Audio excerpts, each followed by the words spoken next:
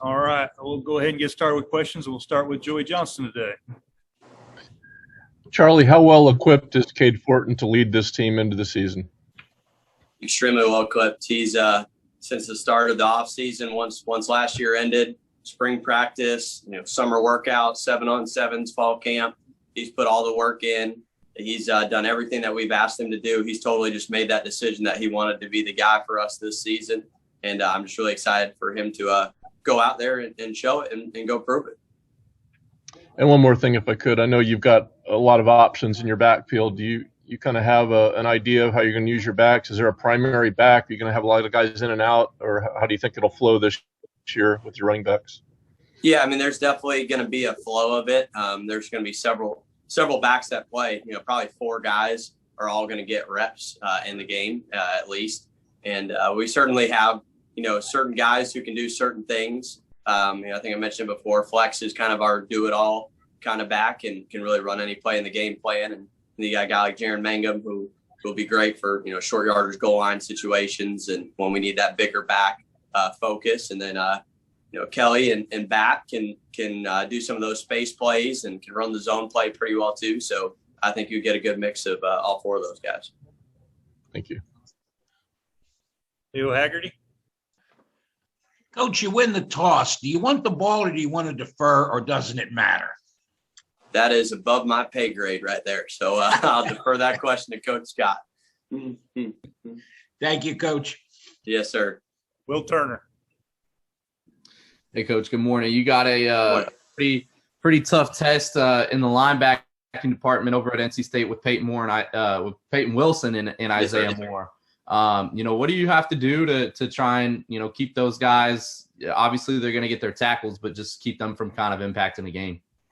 Yeah, number one, they're just an extremely physical group at the linebacker position. They're going to come up and hit you. So obviously, we got to be ready for their physicality. Obviously, it's a big matchup for our offensive line, tight end, and running backs to be able to block those guys. Obviously, we got to do it and go up there and be very physical and try to find some good ways to create advantages for us. Whether it's passing game, running game, find ways to get the ball all over the field. And obviously, it's a tough matchup, but we got to come ready to play. And I have complete confidence in our players and in that group right there to go get it done. And then just wanted to follow up, Tyler Baker-Williams is a guy that a lot of NC State fans have some hope for at the nickel corner spot. Obviously going to be matched up on those slot receivers. Just how much confidence do you have in Bryce Miller and Omarion Dollison and Jimmy Horn to really kind of make an impact there at the against a quality corner right there?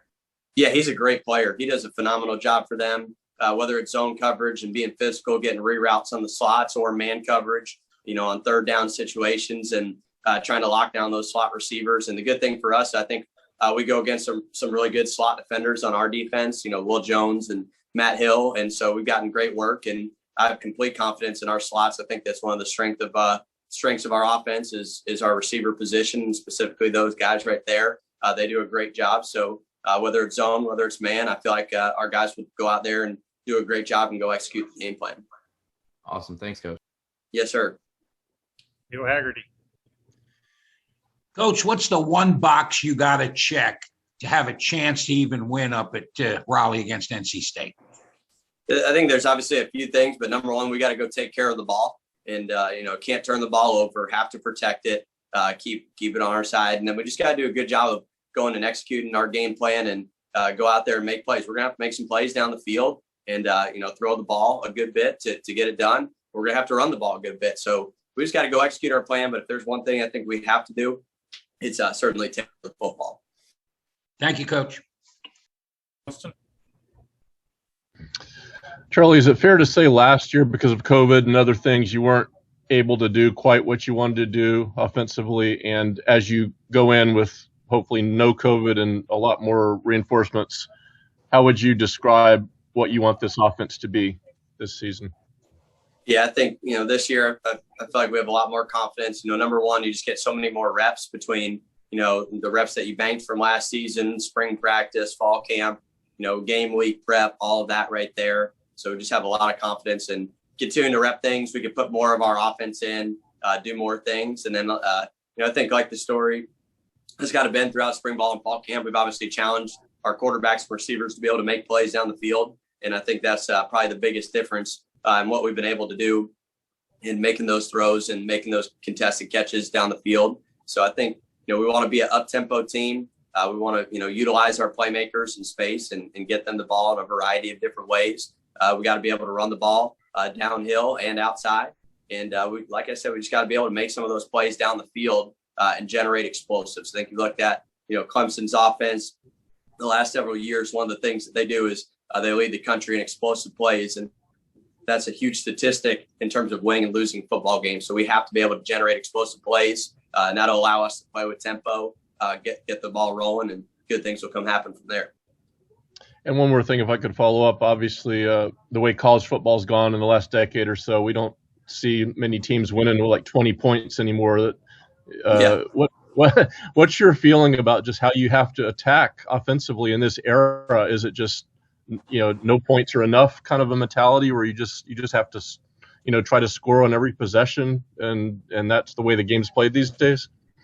Yeah, I think certainly the way that college football is with, number one with tempo, how pretty much every team that you're playing against is playing with some sort of tempo, no huddle. There's more possessions in a game. So, with more possessions in a game, that means more points. And so with that being the case, you got to be able to put as many points as possible on the board. But, every game is its own entity. And so sometimes we may have to win a game, scoring, 20-17 or whatever it may be. Some games might have to be, 49-48, whatever it takes to win.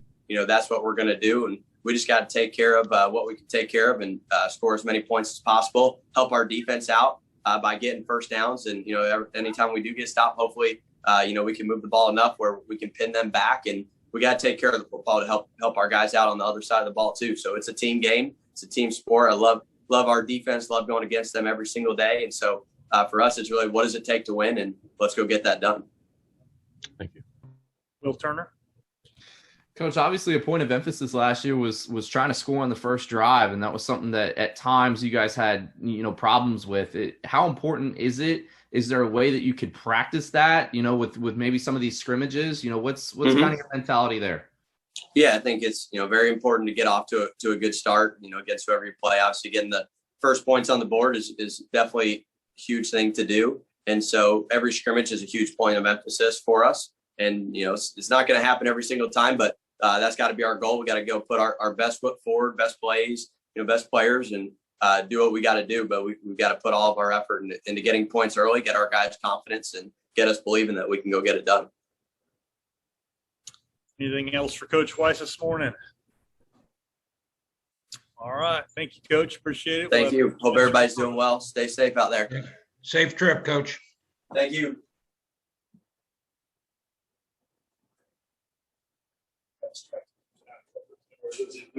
But it's clear on which one's in your office and which one's down here. So don't ever hesitate to call.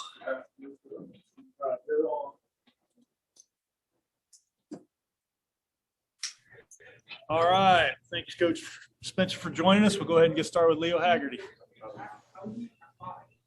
Coach, thanks for doing this. What's the one box you have to check to win up in Raleigh against NC State? Stop the run game. They got the big backs, and then they got the speed back. Haven't tackled any backs like that, even from our own guys, full speed like this. So that's always the biggest unknown in the opener. You just go through the tackling drills, but you can't do a ton of full speed tackling. So they're strong. They got strong thighs. They run through tackles. They can run over you or run around you. So stopping the run always.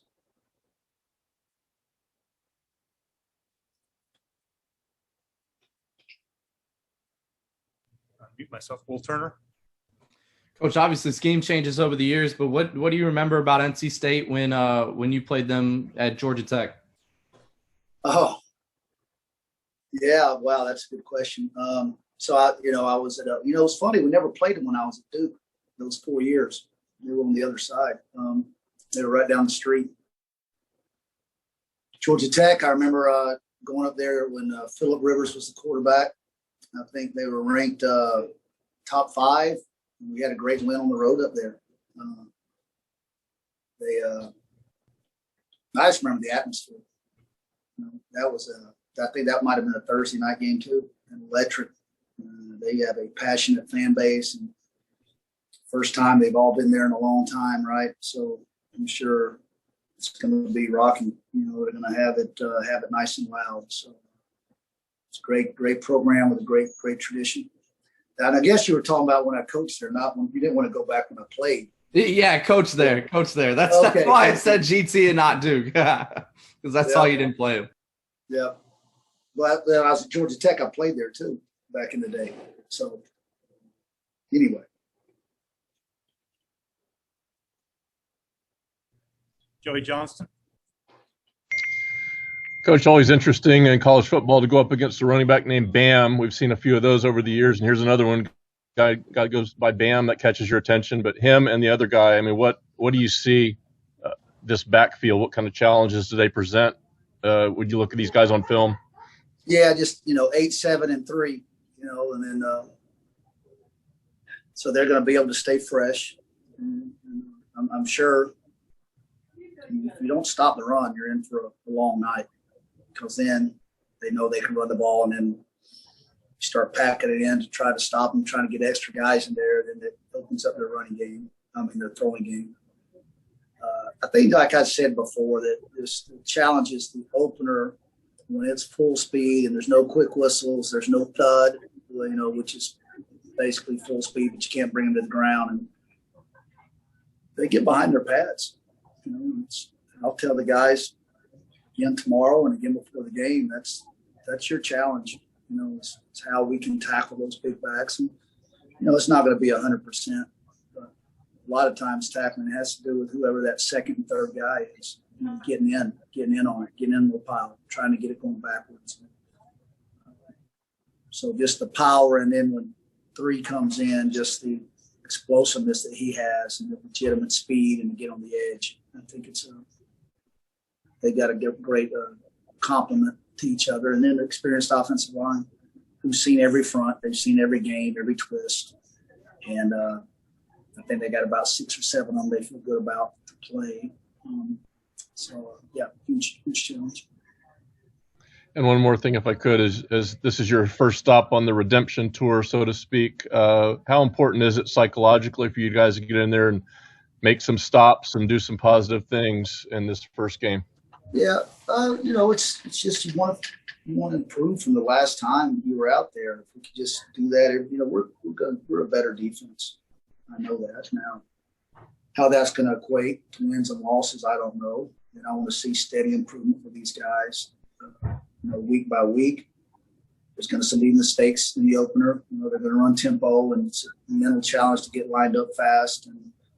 And I just think the guys would tell you to a T that they just feel more comfortable in the scheme. They executed against some talented players that, basically this offense they have, they embarrassed a lot of ACC opponents last year with this offense, and their skill set is some of the best we'll see all year. But yes, we're a more confident team now. It's just you can't hinge everything on one play, one drive, even one game. I'll be surprised if when I turn that film. First of all, the efforts are exceptional, and the execution of what we're asking to do will be better than we have been before. Thank you. Richard Silva. Hey, Coach, you mentioned the other day about how NC State kind of likes to spread you out and run the ball, and they do both well. How do you combat that, in terms of how you line up and the personnel you put out there on the field? Well, I'm not going to tell you everything, am I? But, it's just, no matter what front you have or what you do or what kind of movement you have or a blitz, if you don't have gap integrity, the ball's going to find a weak link. That ball is going to find, when you're a good zone team like they are, inside and outside zone, those running backs are going full speed and inside zone. They're going to have their pad square to hit backside seams and gaps. Somebody didn't do their job, and then the stretches, they're going to hit some some seams more on the outside when somebody doesn't do their job. So no matter what you draw up, right, it's if some guy's going to lose his gap, some guy's going to get cut off, some guy's going to get on the ground, some guys, are you good enough to not let that happen? And when it does happen, do you have somebody on the second level that can make that guy right? Everybody across the same nation's facing the same issue. Thank you. Leo Haggerty. Coach, after the opening kickoff, do you want to be on the field or do you want to let Coach Weis take a shot at it first? I always want to be on the field first. Now, that doesn't match up with this strategy, what the head coach wants for us to win the game and how he wants to approach it. I mean, personally, I want to be on the field. If we're out there second, that's fine too. It's whatever you ask me to do, Coach, we'll do. Thank you, Coach. Will Turner. They've got Devin Leary back and healthy. Probably one of the more experienced guys in the ACC. Probably one of the more talented guys in the ACC. What jumps off the page about the Wolfpack quarterback? A lot of energy. You can tell. I can tell the guys rally around him. Just watch him interact on the field after big plays, things like that. You can tell he's a team guy. Really live arm. Throws a great back shoulder. Throws a great seam ball. I think he sees man pressure. I think he lights up. You got to mix it up on him, but obviously you can put it on the money. It's kind of like some great quarterbacks I've faced in the past. That can move around, right, and can throw accurately out of different arm slots. And he can do that. So sometimes the best play they have is when he's moving and making something happen. So anybody that's got the wheels like he has and the live arm like he has and can do both gives you issues. And, it's not – this team is not just a run-oriented team. I mean, they threw for almost 3,000 yards last year, threw over 3,000 yards last year. When you look at it on paper, I mean, obviously you have to stop the run, but, I mean, they could pop a play-action pass. If you could speak on your preparation for just both the run and the pass this week. Yeah, well, when I say stopping the run, I think that's just to try to – all right, they're not having success in the run game, so they're going to throw the ball more, and then you can start thinking about that more. No, they're balanced. You look at what they do, run and pass. That's what they want to be. They want to be a balanced offense. They want to be a tempo offense. They want to formation you and get your eyes where they're not supposed to be, and widen out the edges with some motions, and then hit you on a sweep. It's sideline to sideline. And it's about by the time you get that handled, there's a lot of vertical stretch game in the passing game too, with big receivers that can, when you put a body on the body, they don't mind that. That ball's there for them to compete. What you say is a 50-50 ball, but then with some of the matchups, it's not a 50. It's better than a 50-50 ball. So that's why they're not afraid to throw it up when you would think maybe he's covered. They have the big height advantage and the big wingspans, and they can high point the ball like they can with a 88 and 86, and makes for a tough challenge. Awesome. Thanks, Coach. Richard Silva. Does Leary's injury make it or present any unique challenges? Because maybe you have to go back farther where he's playing with different players if you're trying to look at tape of him. No, obviously, you looked at games where he was in before he was hurt, and schematically as they went on during the season, but their playbook didn't change a lot.